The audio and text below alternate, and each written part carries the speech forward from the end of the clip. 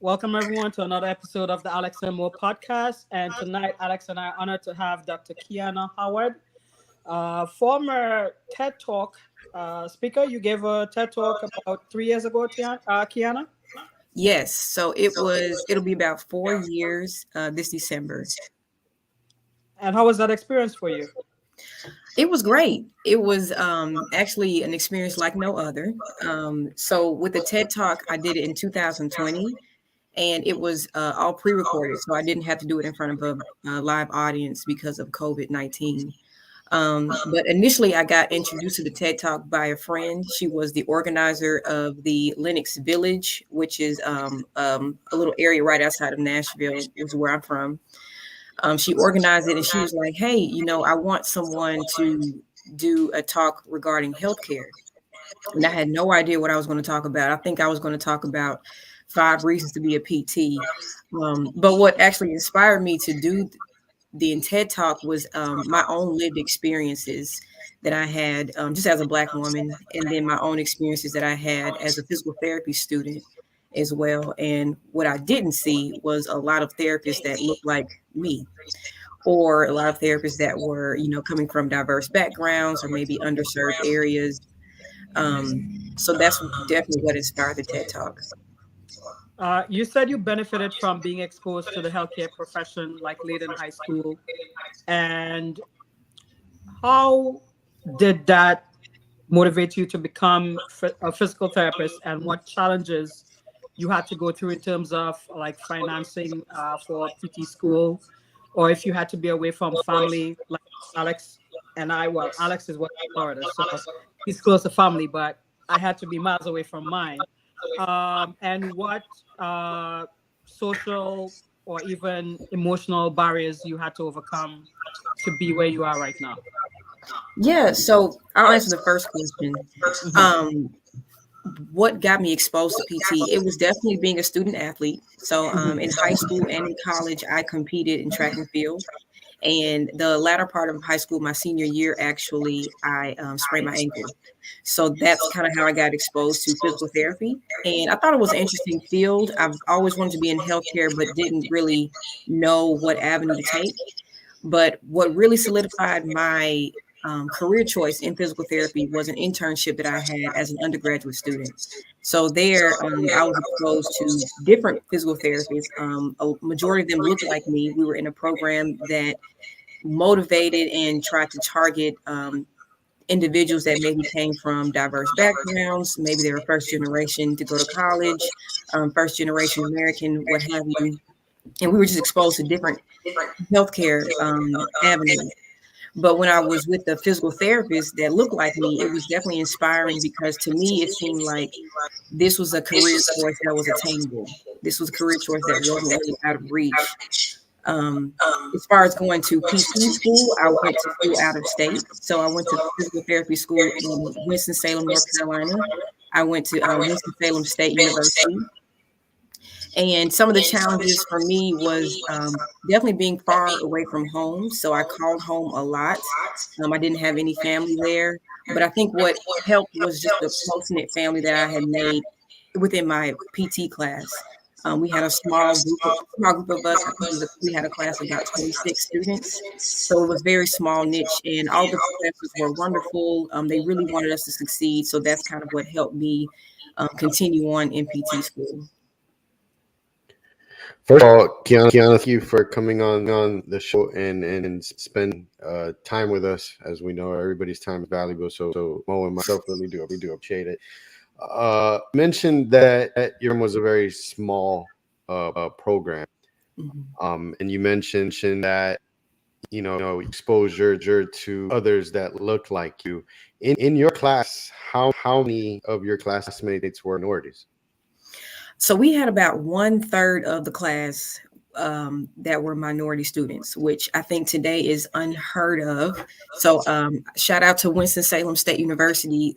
They're one of the few programs that have been intentional about trying to improve the culture of our physical therapy profession. And the only way to do that is to admit diverse group of students, right? That's the only way you can kind of get professionals into the healthcare field. So what that means is, even though we had a small class, we had 9 Black students in my class and about 10 minority students altogether. So that is about 1/3. We started off with a size of 20, 28, 27 students, and then a few drops, and then we finished off with 26.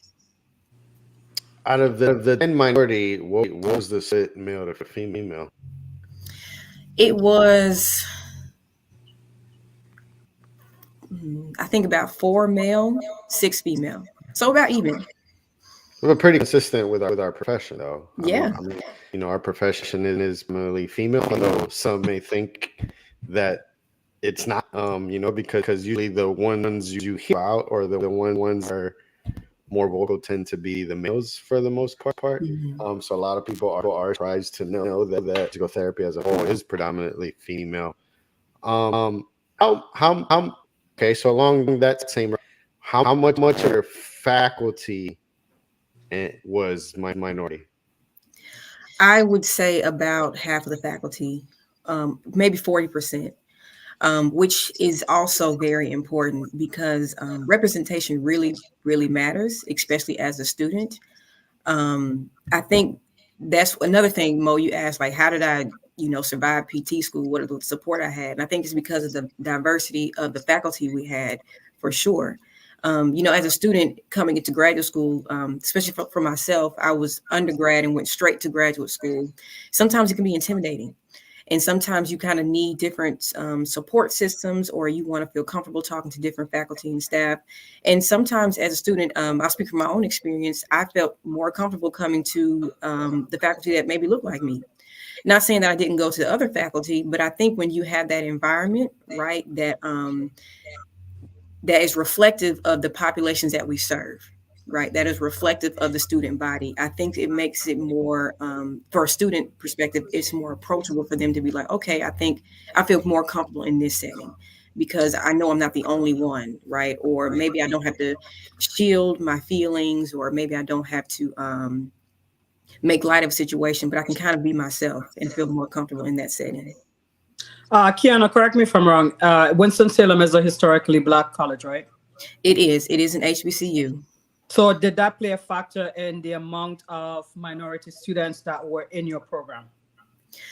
I'll speak for that school itself. I think for that particular school, it might have, because for my class in particular, we had a large group of Winston-Salem alum in my class.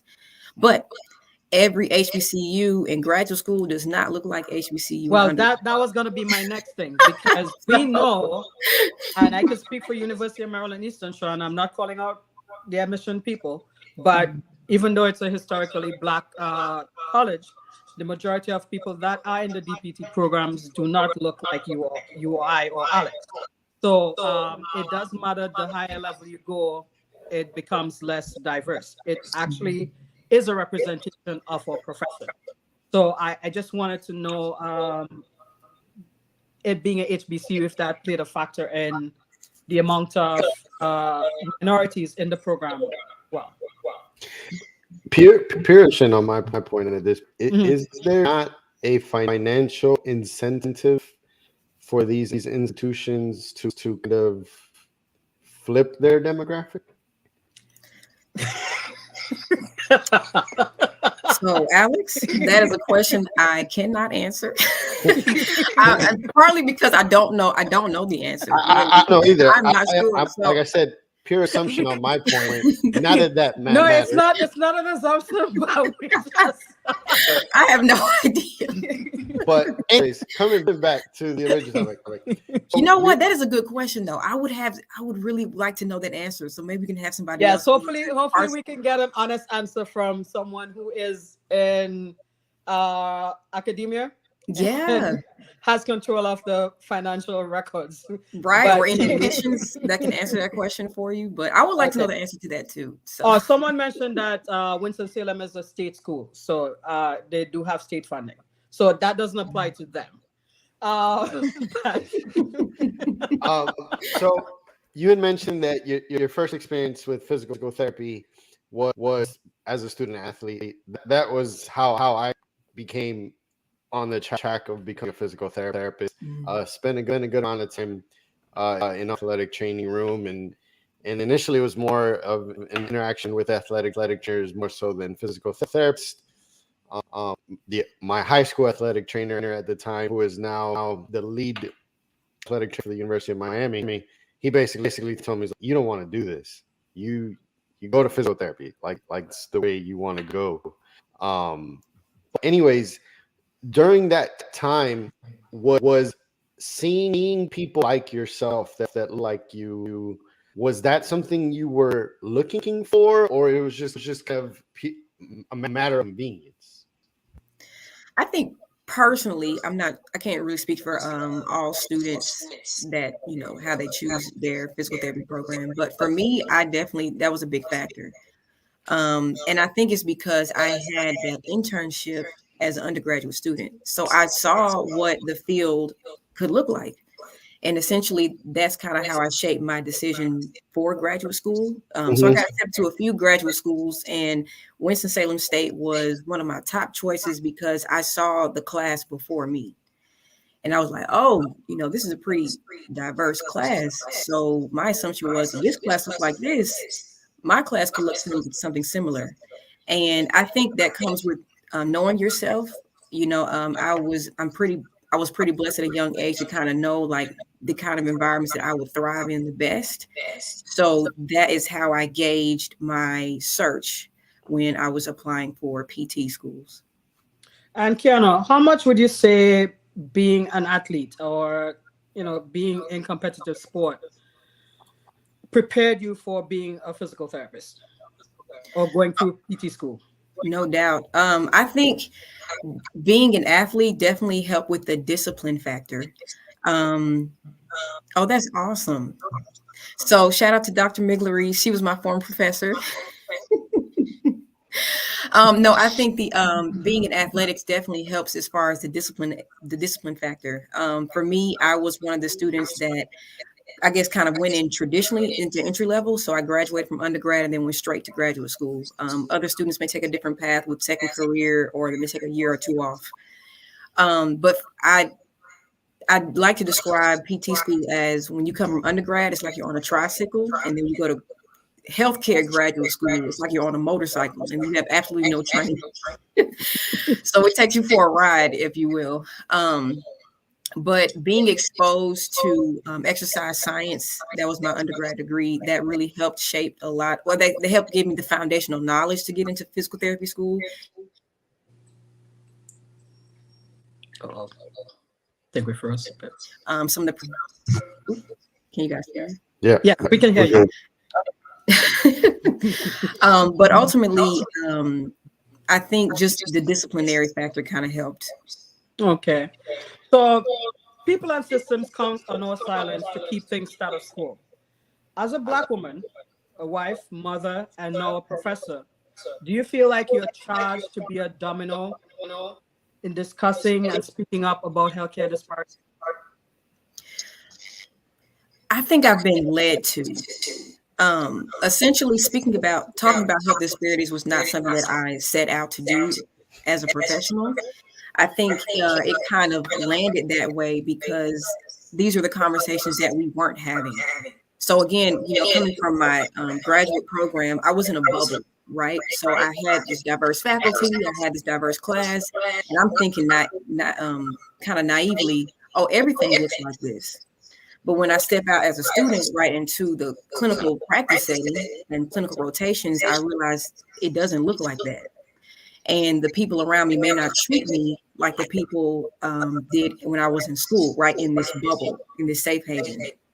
So having those lived experiences kind of inspired these talks on health disparities, because it is a health disparity when there is a lack of practitioners that are reflective of the general population, right, or the population that they're serving.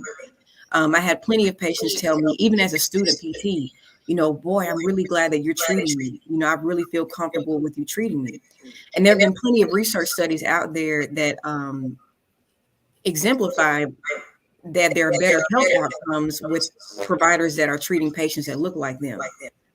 So I feel like this domino that you speak of, I think it just happened, but that's not something I set out to do. But it's definitely a need for it. We definitely have to keep talking about it because the awareness needs to continue to happen. So you're from Nashville, right? I am, yes. Nashville is in Tennessee, right? If I'm correct, right? Yeah. So that's southern, but predominantly white. Then you Mhm. studied in North Carolina, and you're currently in St. Louis. St. Louis. St. Louis, yes. So right now So, I'm an assistant professor at Washington University in St. Louis. so my question for you: where did you do your clinical rotation? Oh, all over. So in our program, we had 4 rotations. I did one at home, so in Nashville. Another one was in Winston-Salem, so I stayed kind of close to campus. The third one was in DC, and then the last one was in Greenville, North Carolina. So different parts of the United States. So were they mostly urban, rural, suburban? What type of setting were they? I was in a rural area in Greenville, and only because the population of the city was a lot smaller than DC and Nashville, and I believe Winston-Salem. The urban area was definitely in DC because I was kind of in the downtown area.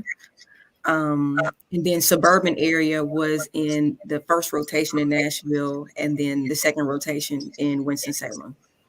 So I could definitely see why it's so impactful for patients to see someone who looks like them, who they think would listen to their concerns and find the best ways to address it and not dismiss it. So, how did you feel as a student getting that type of feedback?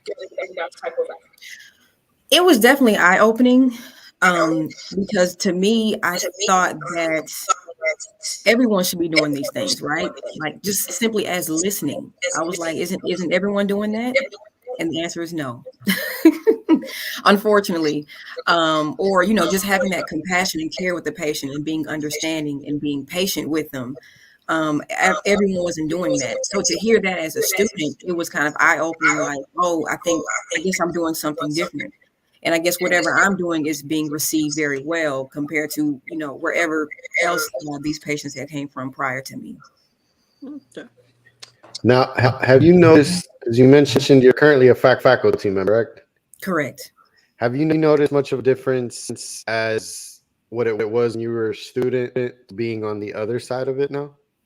As far as diversity, curriculum, your students compared to when you were a student, have you observed anything? Yeah, I definitely have. I can only speak for the program that I was in and then the program that I'm teaching in right now. I think I would say this, probably across the board, post 2020, post George Floyd, and then I guess the awareness from that situation, there's been a big shift in talking about DEI in PT curriculum. I think I was very fortunate and blessed that it was already embedded in my curriculum because I went to school before the George Floyd situation happened.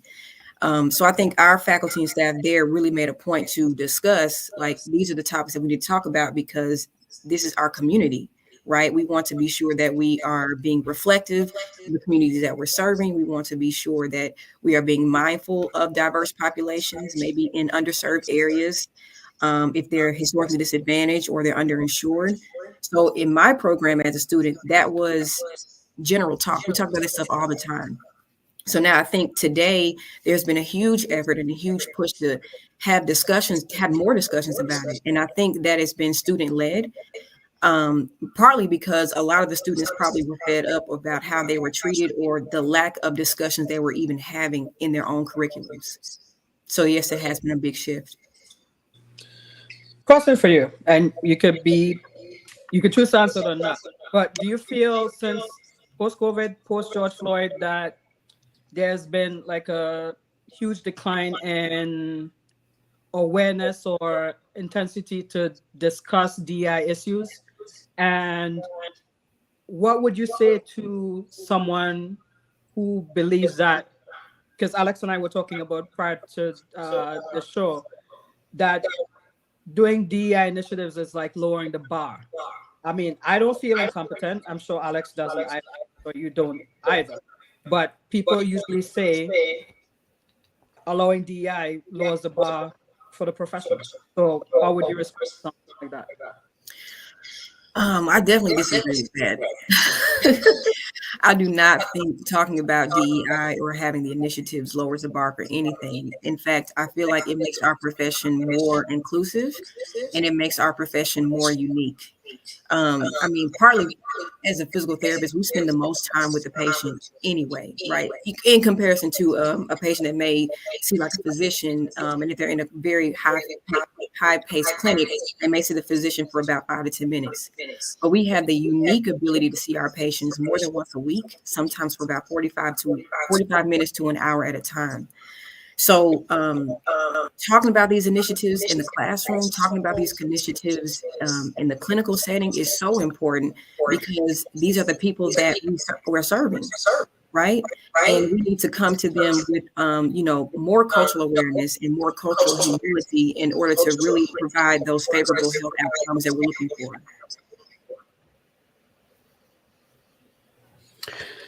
What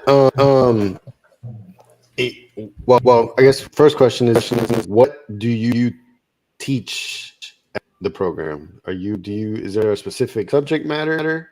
And then do you incorporate diversity into what it is that you're responsible for teaching your students? Mm-hmm.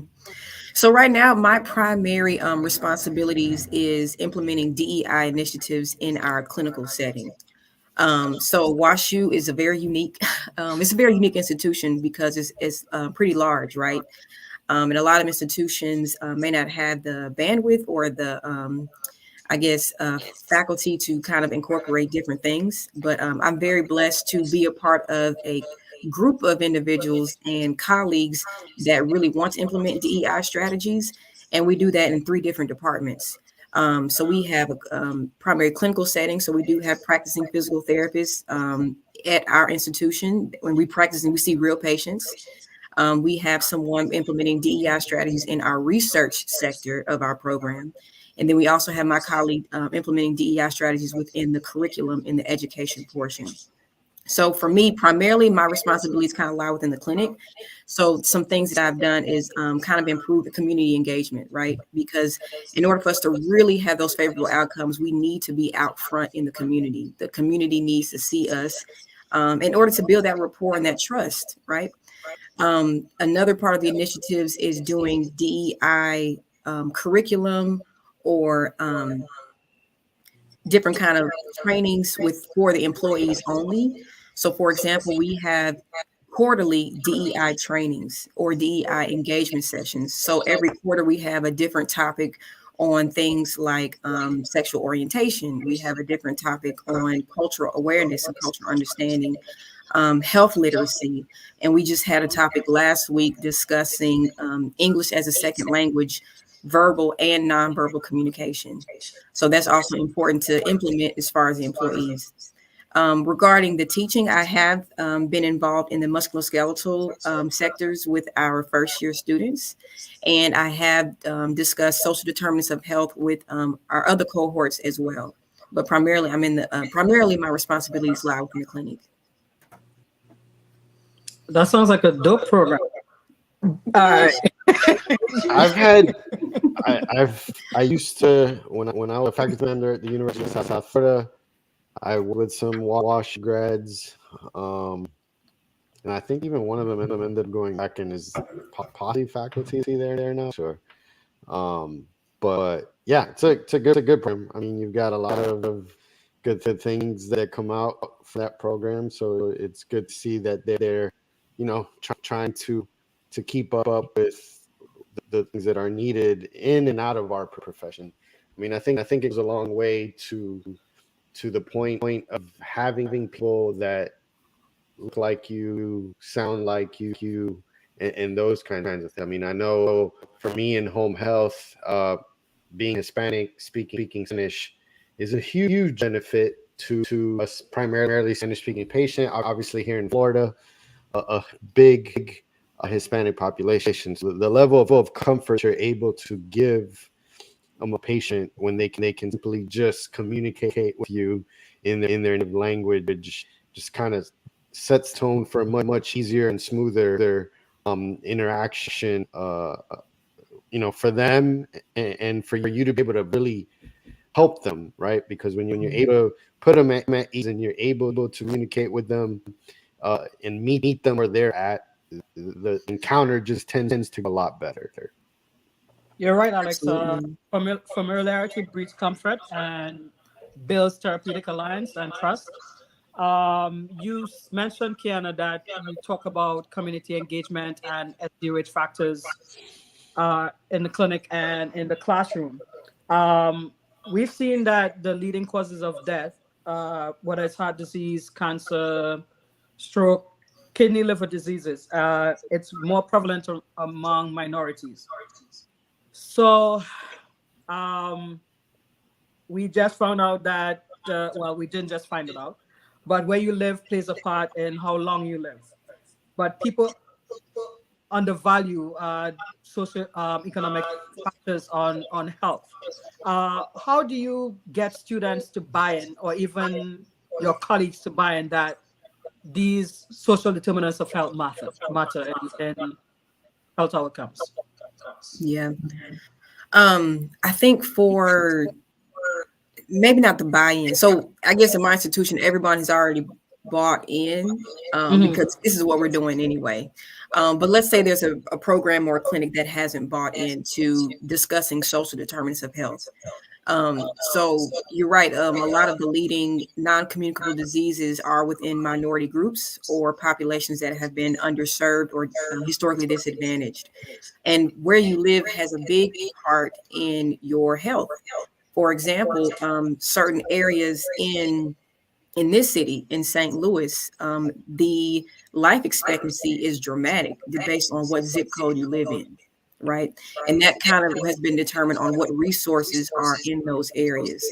So, for example, there may be a patient that has missed 3 or 4 appointments, right? And now you're thinking as a clinician, well, this person doesn't care about their health. Well, this person is non-compliant. Why aren't they coming to their appointments? But you may not know that in their area, there's not a bus stop that is within walking distance. And they may have other children to take care of, right? So they have to get them together, walk maybe 2 or 3 miles to the bus stop, right? There's a lot of other factors that we have to consider. So I think one thing that we do really well at our clinics here is that we have a social determinants of health questionnaire. So the first time we see a patient, before they even step in the back of the office, we're asking them different questions on: do you need resources for food? Do you have adequate transportation? Do you have any questions on housing? Right. So these are the factors that we can kind of know about. So we know a little bit more about the person. So we're not making judgments, right, when they don't come in for an appointment, or we're not making assumptions on, this person may not care about their health, but hey, this person has other factors that are kind of determining their access to get to this clinic here. So we got a question from comment section. Washington D is very intentional. In your experience, have you experienced pushback on DEI fatigue and how have you addressed that, especially recently with a lot of legislative initiatives rolling back on DEI gains? Thank you for that question.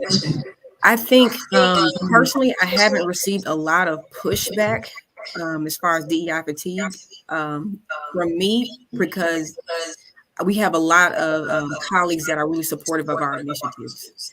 So I think what a lot of institutions have to do now, especially with like a lot of legislative initiatives to roll back DEI, we have to be more creative in our wording, right? So technically, in some areas in the United States, you can't say we're doing a program to target Black students, or we're doing a program to target Hispanic students. You kind of have to be a little bit more creative in saying we're doing a program that targets historically disadvantaged groups, right? Because you can't be so specific on what students you're looking for. I hope that answers the question for you. So Clarice is part of the DI committee on the APTA Maryland board. So they've done some really great initiatives over the past few years. So I for one am impressed.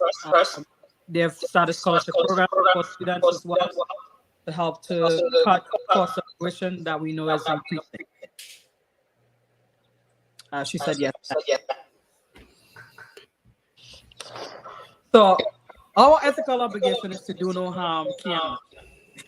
So for our colleagues who refuse to care about social determinants of health or even any DI initiative, do you think they're already setting them up to break that social contract and do no?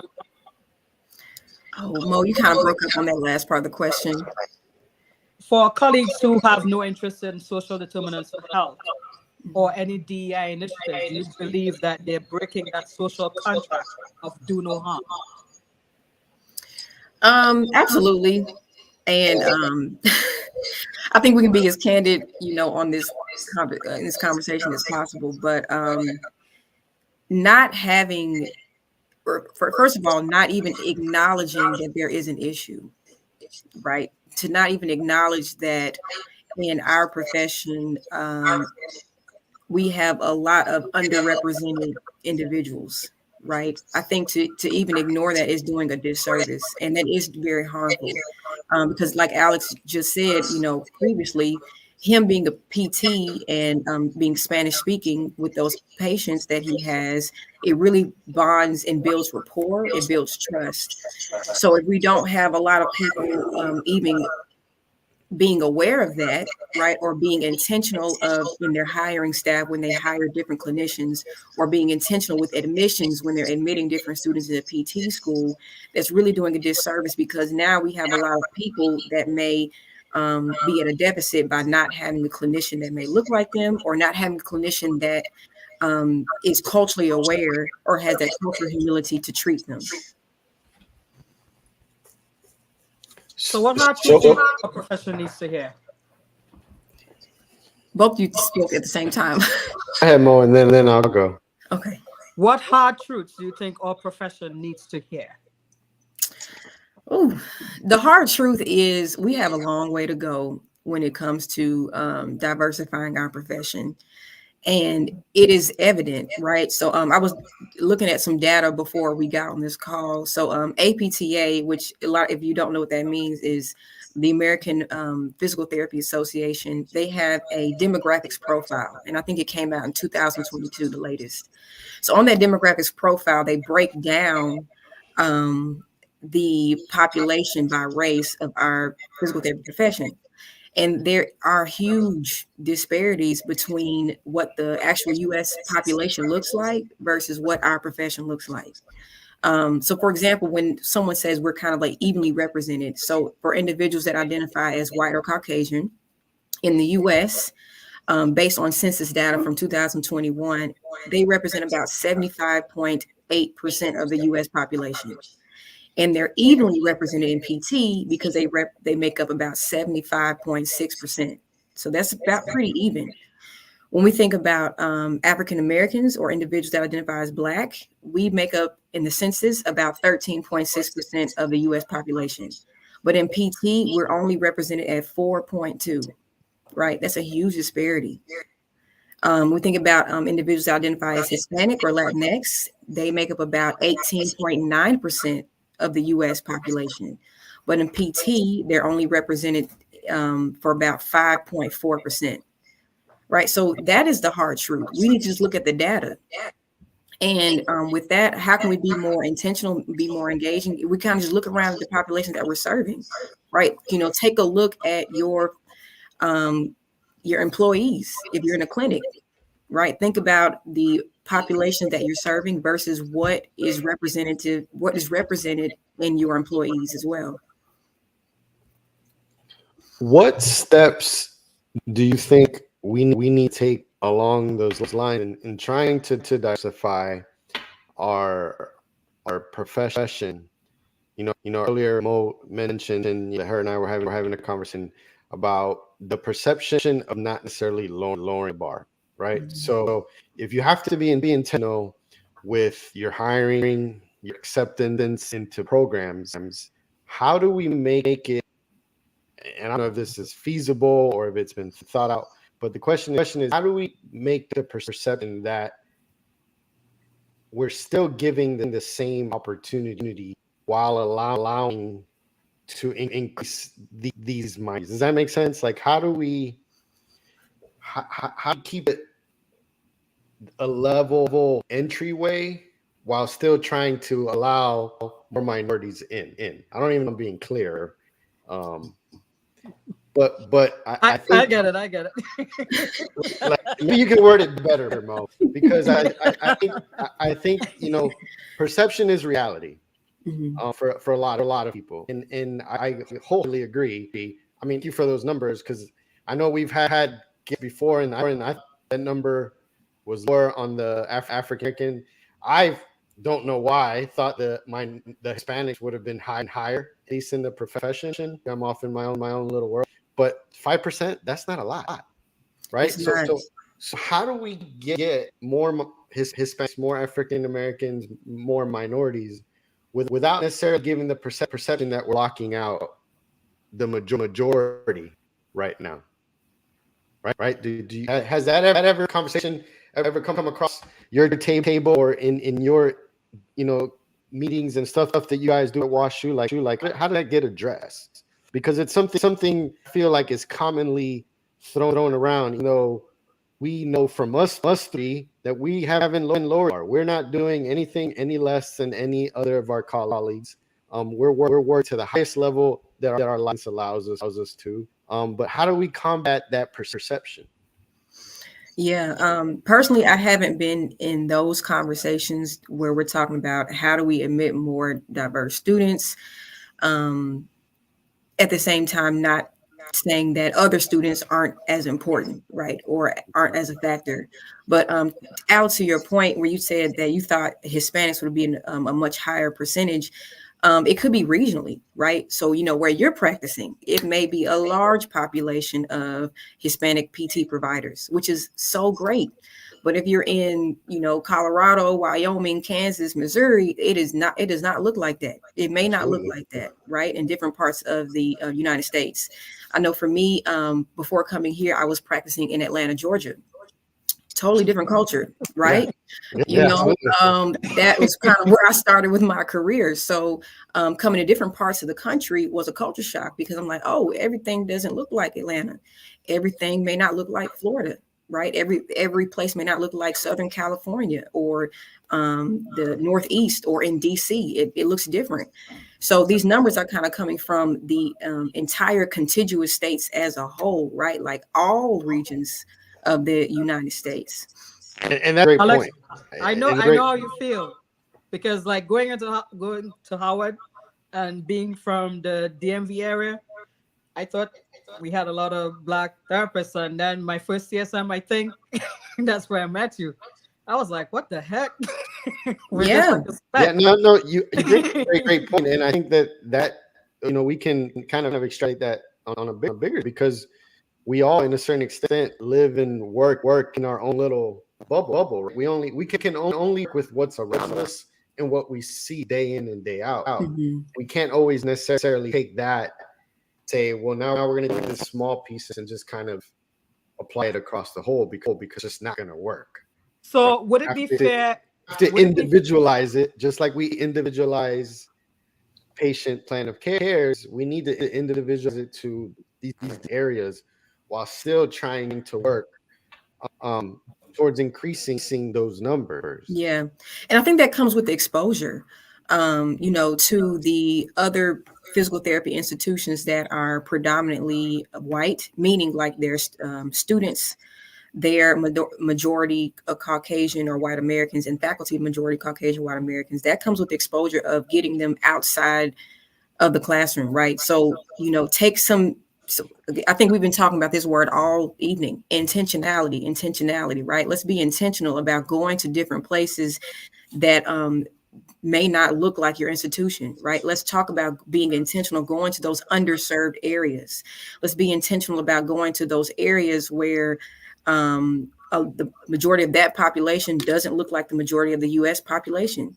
And I think when we have that exposure, when a lot of other students from different backgrounds have that exposure, I think they'll see a need like, oh, we need to really have a culture change within our profession, right? We need to add more and more individuals that look different than ourselves.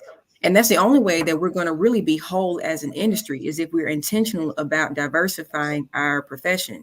Because without it, then we have a lot of unfavorable outcomes where there's like miscommunication, there's mistrust, right? And that doesn't happen all the time, but in order to really have that culture of humility, be culturally aware, you have to be exposed to those different avenues.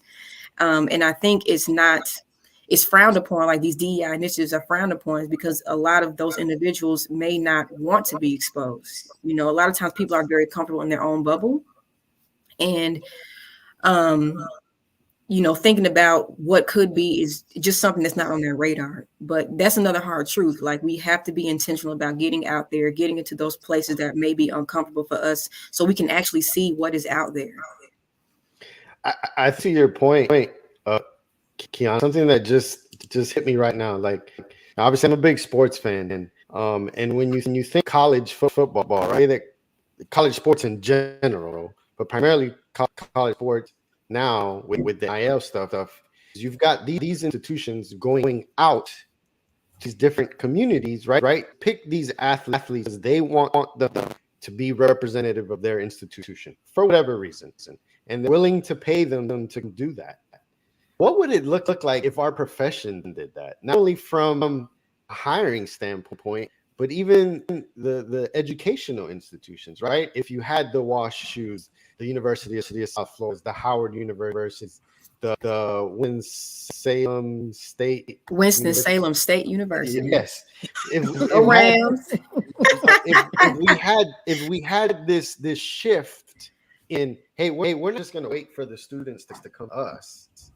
We're going to go out to these different communities, and we're going to go to these undergraduate programs.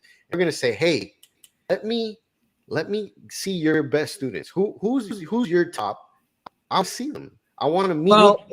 I want to do things, right? Because it's just crazy to me. Just hit me like, why don't we do this? Why couldn't we change how we do things? Because as a university, like, hey, man, you come to me.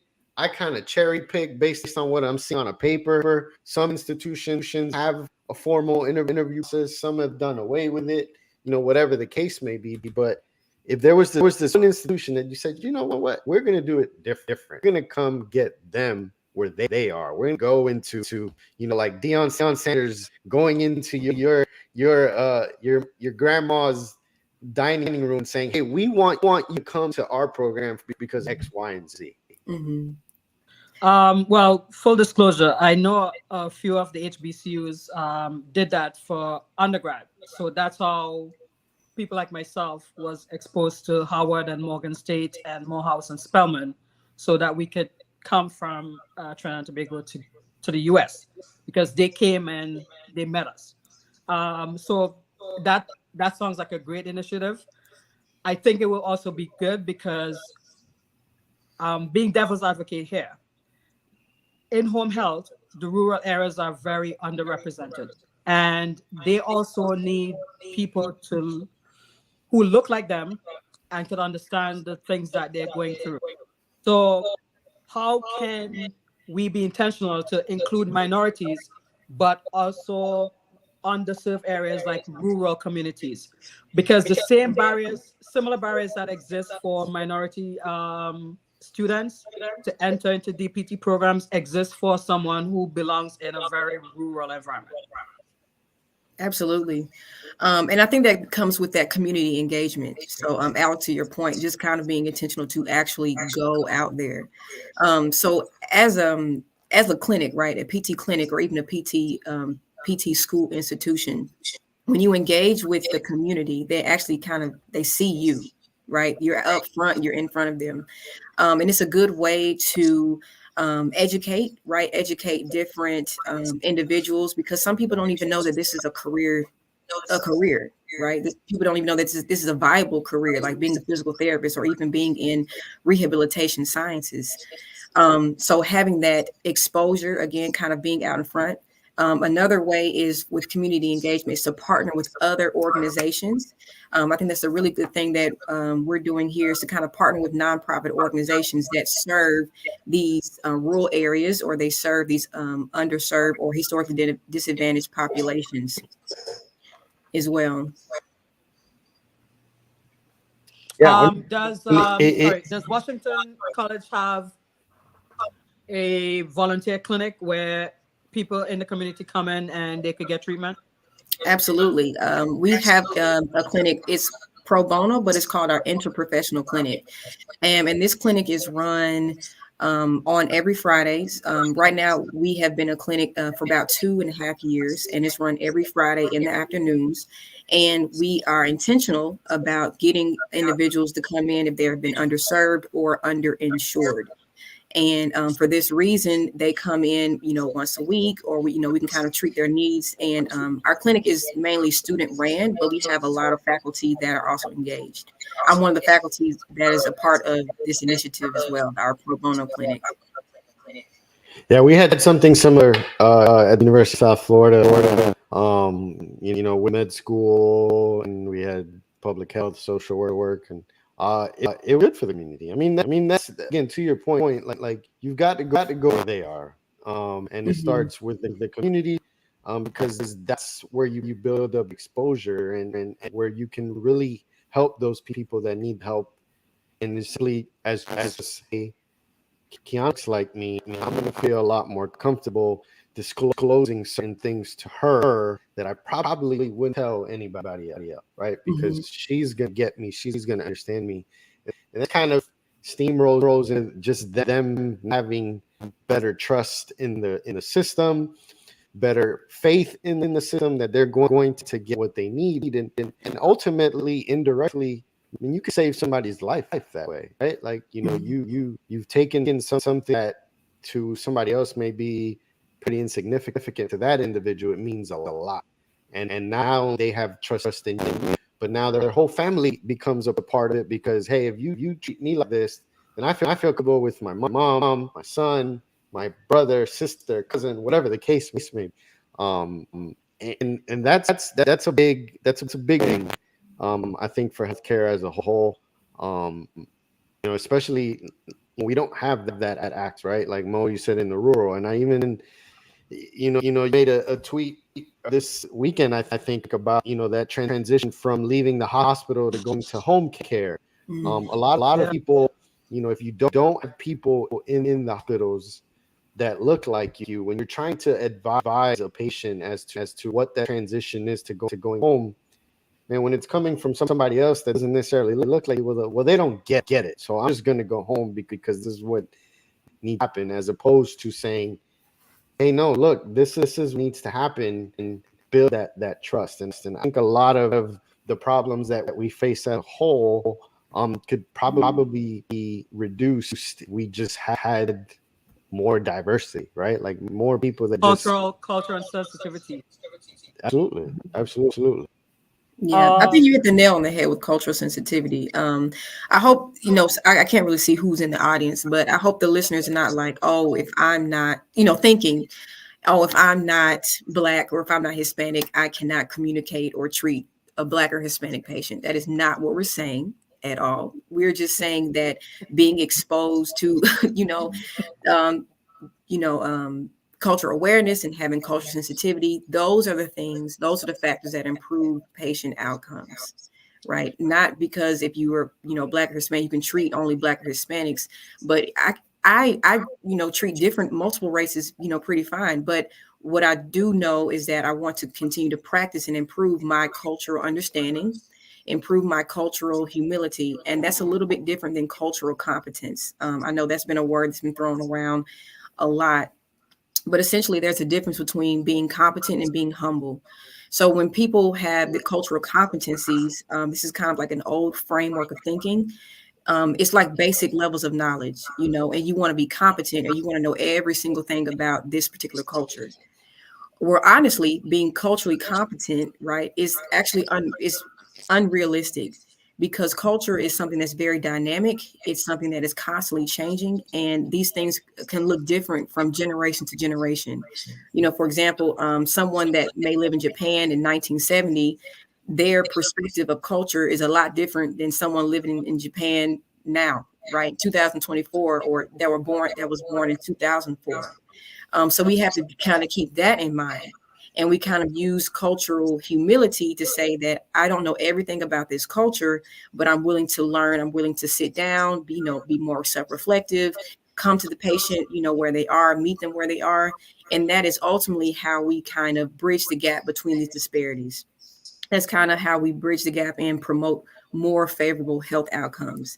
And I think of a lot of practitioners utilize those tactics, and they kind of utilize being culturally sensitive, being culturally aware, having that cultural humility. We can save a lot of lives, right? And we can prevent a lot of unnecessary services as well. Well, I think sometimes we, in my brain just sometimes works a little different. I feel like if we just got the basics of just being respectable human beings, right? That you can pick up on these cultural things. You don't have to necessarily be, to your point earlier, like if you're a white colleague, you don't have to have lived the life or been exposed to the life of a minority to get them, to even help them. Because if you simply just listen, be respectful, be a kind human being, you're about 3/4 of the way on the road of making that connection. And I feel like a lot of times we've lost that as a whole. Not just, I'm not talking about the profession or anything like that, but just as a whole, where we can't even just be nice. I was having this conversation with a patient today. It's like we've lost our way on how to just be a decent, respectable human being. Right? Like we've lost that. So we don't have that. We're still trying to make connections with patient human beings, carry human emotions. I find that very, very challenging. Like I can't even respect for you how to make a connect to do that, right? So if we simply just get back to that, I feel it's a progress to getting these cultural and helping the people, because at the end of the day, I like to believe that we all and all of our colleagues across the United States and international who are physical therapists, they got into this because they like helping people. Mm-hmm. Right? We didn't get into this because of money, because we all that we're not walking or making significant amounts of money. That's just not our profession, right? We like people. We want people to get better. So we just need to get back to that, to really be able to these impact. And then at that point, I feel like culture, your skin color, and all that matters just a little bit less. I mean, it's still going to be important to have other people that look like you, speak like you, and act like. But it gives us a step in the right direction. It does. And I know probably like a large majority of our conversations has been talking about those hard truths, but I see, and I think this is coming from just being in academia, but I definitely see hope in the profession, partly because the things that we have been talking about are ingrained in the curriculum, right? So the students that are coming out now, they look and they sound like, and their mindset is totally different than PT students that came out 20, 30 years ago, right? The perception has changed. I think having these skills about cultural sensitivity, being a decent human being, that is in the forefront, not just, okay, how do I treat the knee? Okay, how do I treat the shoulder? Okay, how do I treat the back pain? Right? Because I think now we are changing the education to being like, instead of treating the part of the human, right? We're treating the whole person. And this person has feelings, and this person has other lived experiences, and this person has other factors that kind of determine their health.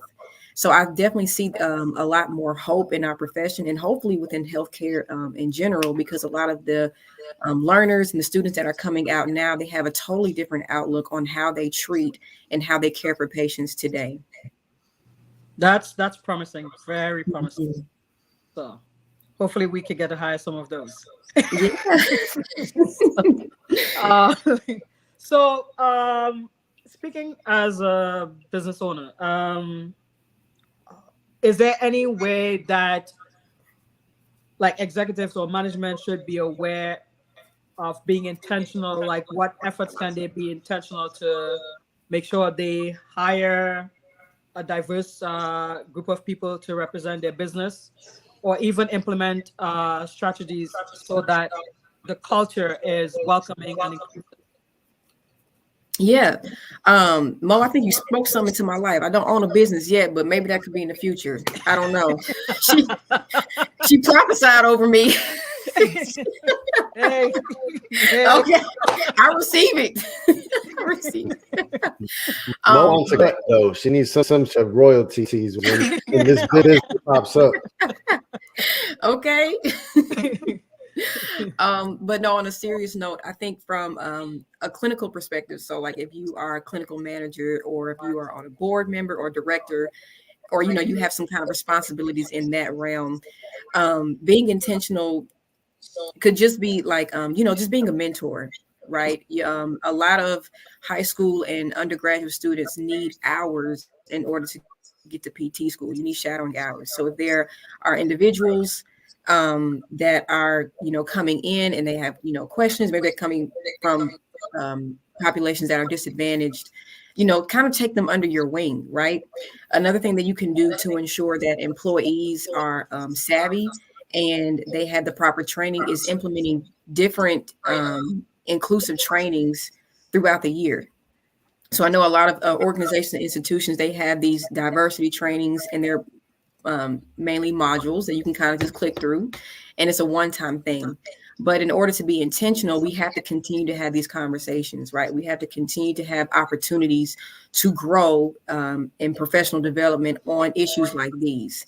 So I think that's one thing that we do pretty well, is that we're having these quarterly DEIB engagement sessions, right? We need to talk about this more than once a year.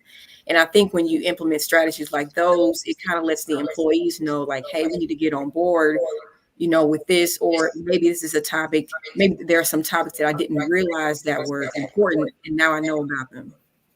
Okay. Then the final thing could definitely be community engagement. I know we talked about that quite a bit. If you are in an academic institution, maybe getting involved in research, right? So having more diverse participants participate in your studies. I know off the top of my head, there are some programs that are intentional about targeting diverse students in the rehabilitation sciences. It's called the TIDE program, and that's TIDE. So the goal of this program is to have graduate students that come from maybe like allied health backgrounds, and they're trying to change the culture and expose these students to biomedical sciences, right? And then, maybe Mo, I can give you the link to that, because I'm not an expert in research, but I do know that there's a program out there. So if there are any audience members that is in academia that is involved in research that wants to know more about how to diversify rehabilitation sciences in research, then I can give you that link. Oh, that would be wonderful. Thank you. Yeah. Yeah.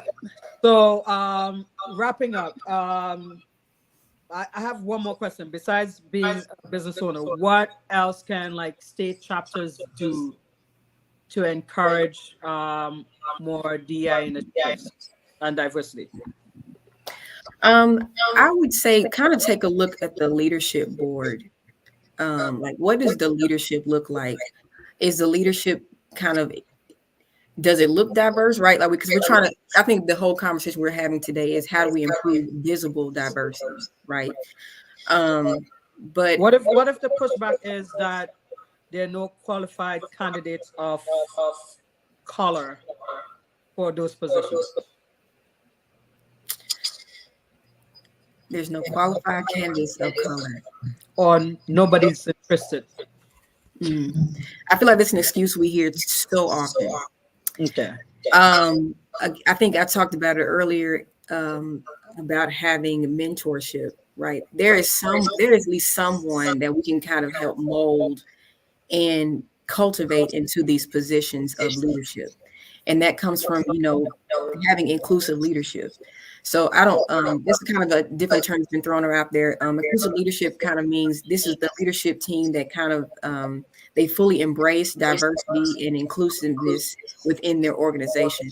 So it's not enough just to have quotas, right, or different diverse individuals, but what is the purpose, right, and how are we utilizing these people equitably? I'm sorry.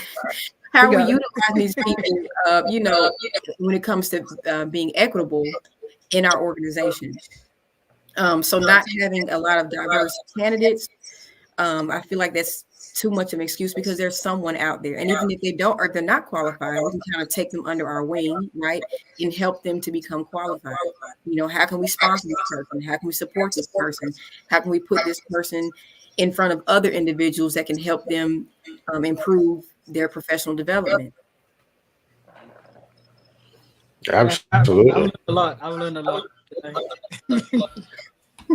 Yes, thank you for your time. Really do appreciate you coming on with us and letting us know, about obviously your experiences and how shaped into the professor that you are, how you're impacting future of our profession, because it's people like yourself who are not only talk about it, but they're trying to it. They're trying to implement these things, because as you mentioned before, just the access, it's the opportunity, it's just being aware of these different things that are out there, and then that could be just enough to spark something and to kind of get it going. So definitely thank you for your time and coming on with us. It's been a pleasure to have you on and just sharing, because Mo and I, that's what we do. We like to just talk here and just share info and give people platforms to spread their knowledge and experiences, because I learn, right? It's just from other people's experiences and what they've done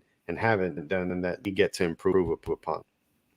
Yes, thank you. Thank you both for having me. This has been such a lucrative conversation, and I really, really enjoyed exchanging wisdom with you both and just, having this much needed conversation. Thank you. Thank you for getting uncomfortable with it. Well, we'll see you guys next week. We'll have another interesting guest, so you guys stay tuned and have a wonderful rest of the week. To all of our followers, dads, happy Father's Day on Sunday. Oh, yes. Oh, happy Father's Day, Alex. I'm sorry. Happy Father's Day. Thank you. But yeah, everybody, happy Father's Day. Enjoy it. And we'll see you guys next. All right. Bye-bye. Bye.